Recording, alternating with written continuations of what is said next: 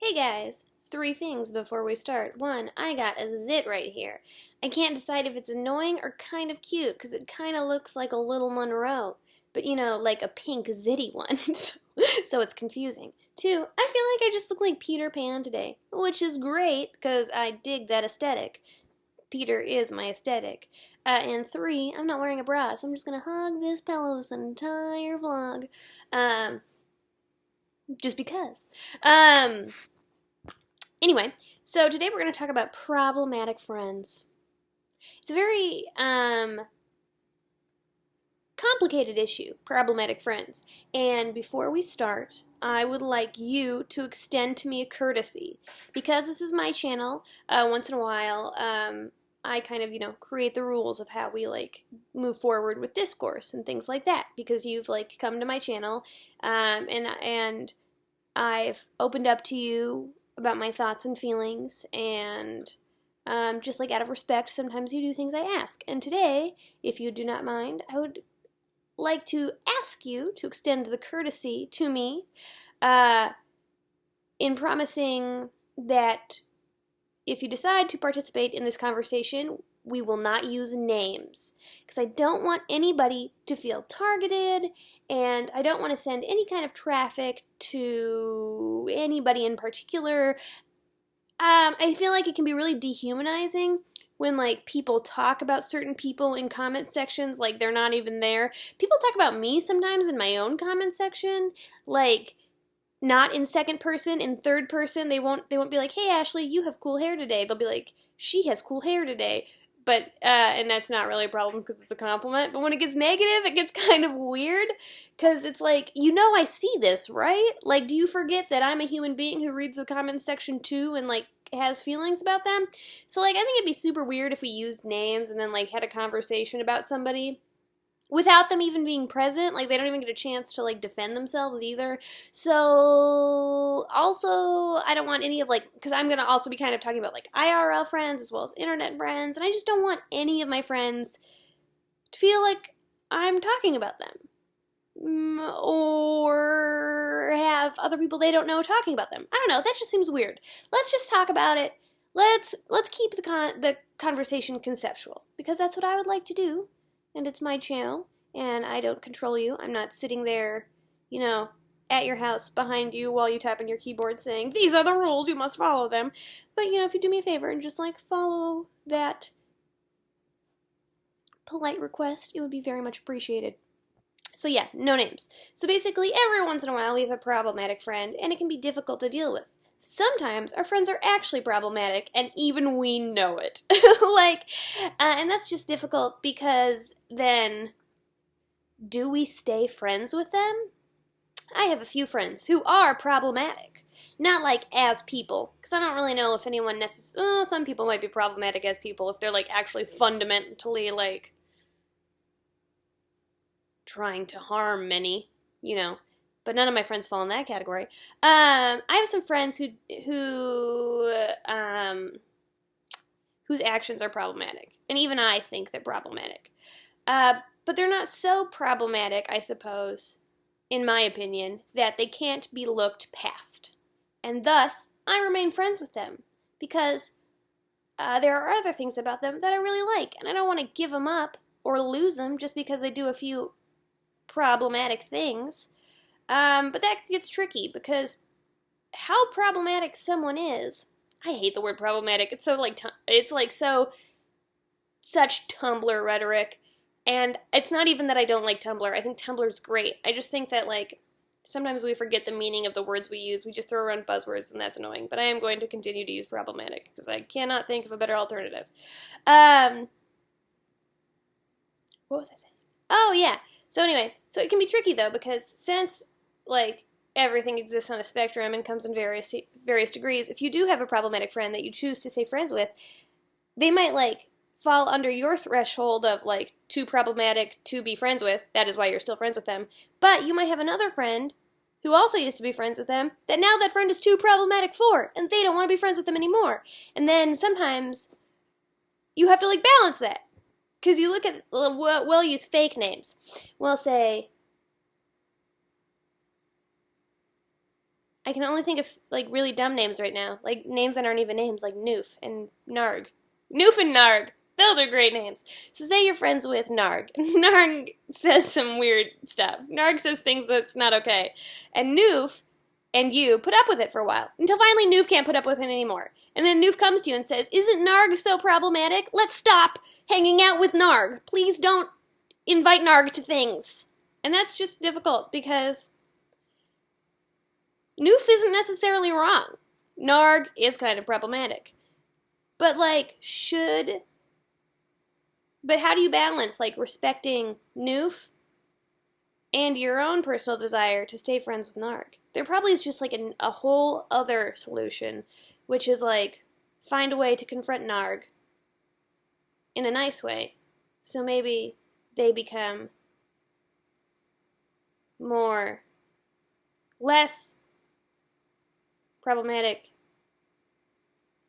and negative towards others. And then Noofs don't dislike Nargs so much.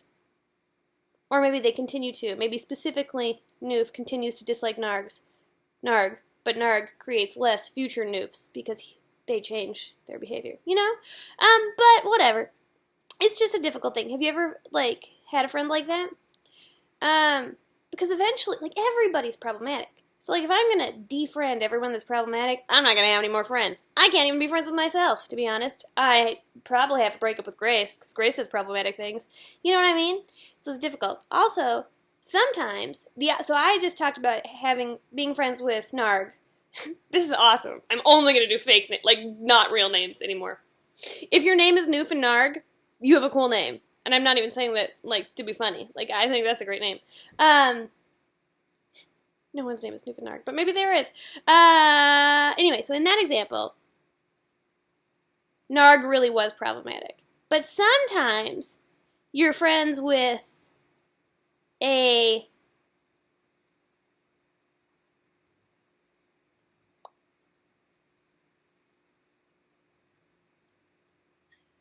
I'm trying to think of a fake name, but I can't anymore. Poof. We'll just say Poof. Because that gets confusing because of Noof. How about Puff? Sometimes you're friends with Puff, and plus that's cute. Sometimes you're friends with Puff, and maybe lots of people think Puff is problematic, but you don't at all. Like, you don't. You listen to the things Puff says, and you say, no, that makes sense. Maybe Puff presents information differently, or, like, maybe Puff is just so, like, tapped into the truth that they say things people don't like to hear.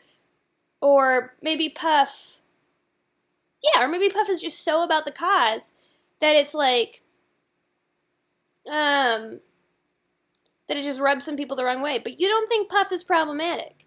Do you stop being friends with Puff because other people think Puff is problematic? I don't think you should. I think you should stand up for your friend, Puff. You know what I mean? But it can be annoying because everybody's constantly questioning your friendship with Puff. Like, even when it's, like, irrelevant. They'll just bring it up. Like, we'll be at tea, and they'll be like, you still friends with Puff? And you'll be like, that's not what we're talking about. We were totally talking about Quidditch.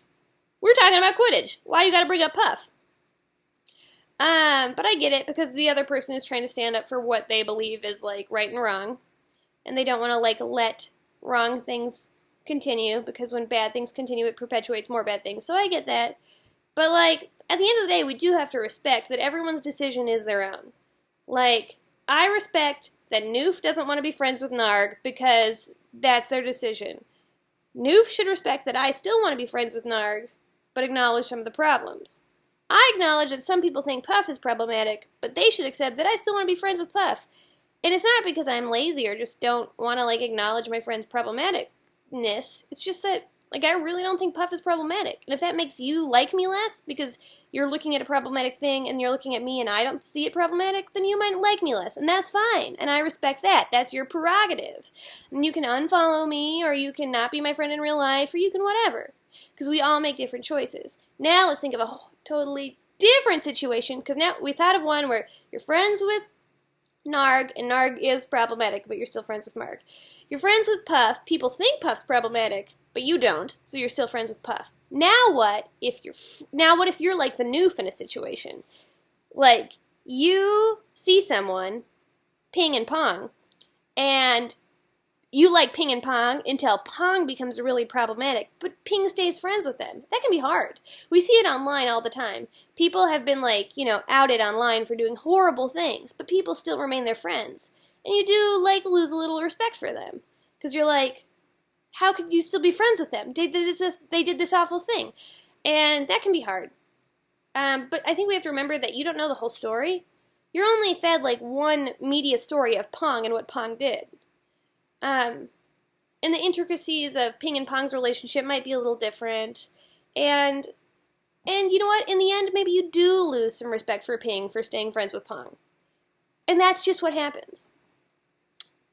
I don't know. Like, I think when it becomes annoying is when other people try to control other people. Like, when people look at Ping and they say, like, you have to stop being friends with Pong. It's not a choice, you just have to, because that's not the reality. People can do whatever they want. You can say, I disagree with the fact that you're friends with Pong. It gets a little annoying when it has nothing to do with anything anybody's talking about, but whatever. And then sometimes I feel bad for, like, Puffs, because it's like, I hope that Puff's friends stand up for them, because it sucks to be called problematic when you don't think you're problematic, you know? And it's hard, because, like I said before, people have written posts on Tumblr about how I'm transphobic. And that is fair. Like, that is, I'm not saying that that I agree with it. Especially because transphobic, the definition is subjective, it depends how you define it. I will agree that I probably have unconscious biases, and I think addressing that makes me more prone to erase those biases and become, like, actually see people in an equal, equitable, liberated way. Any of it. We should also talk about equality versus equity versus liberation one day. I think that's fascinating. Anyway, but yeah, it's just difficult. All these things are complicated to navigate. I think at the end of the day, we all have to remember that we are individuals that can that in the end get to make our own choices. But people also, like, might feel impassioned to talk about wrongdoings they see. So I get that too. You know? Man. The Puffs and the Noofs and the Nargs and the Pings and the Pongs of the world. It's tough. Do you have any Puffs, Noofs, Nargs, Pings, or Pongs? Puffs, Noofs, Nargs, Pings, or Pongs. If I wanted to have a funny title and I didn't care about views at all, that's what I would title this video, but I won't. Alright guys, thanks for listening to this 13-minute long video. Let's type a funny word in the comments if you made it to the end. How about, ooh, here. If you made it to the end, say, I like your beard, Ashley. Actually, say, I like your beard, Ash. I'm trying to make a switch, but even I mess it up sometimes. Talk about my, like, internalized ideas. Actually, that's maybe not so, well, it might be internalized. It's more like conditioned, because I've been Ashley forever, but whatever. Say, I like your beard, Ash. And if you accidentally say Ashley, no big deal. You're not gonna, like, get in trouble. Alright, bye!